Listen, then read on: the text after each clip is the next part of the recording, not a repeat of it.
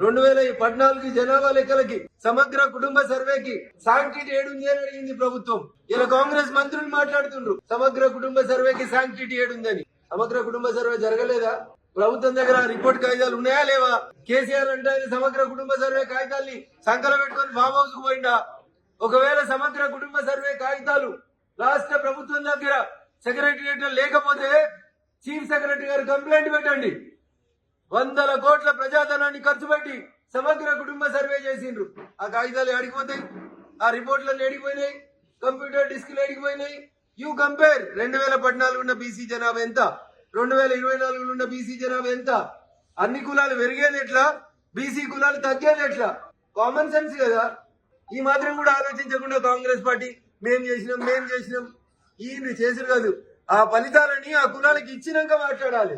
కాబట్టి కాంగ్రెస్ పార్టీకి చిత్తశుద్ధి లేదు. కులగణన అనేది వాళ్ళు ఒక బహానాగా పెట్టుకున్నారు. రాష్ట్ర ప్రభుత్వ వైఫల్యాలని కప్పిపుచ్చుకోవడానికి మేమేదో చేసినాం అని సంకలు గుద్దుకునే కార్యక్రమం తప్ప దాంట్లో ఏం లేదు.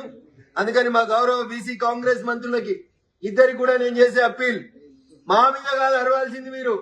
పోయి మీ ముఖ్యమంత్రి గారితో లొల్లి పెట్టుకోరి. 12 7 మాయి ఖాళీ చేయి 5 అని అడుగుండ్రి, లేకపోతే ఇంకా కొత్త ఇయ్యండ్రి, మా బీసీలకు ఇయ్యండి అని కొట్లాడుర్రి.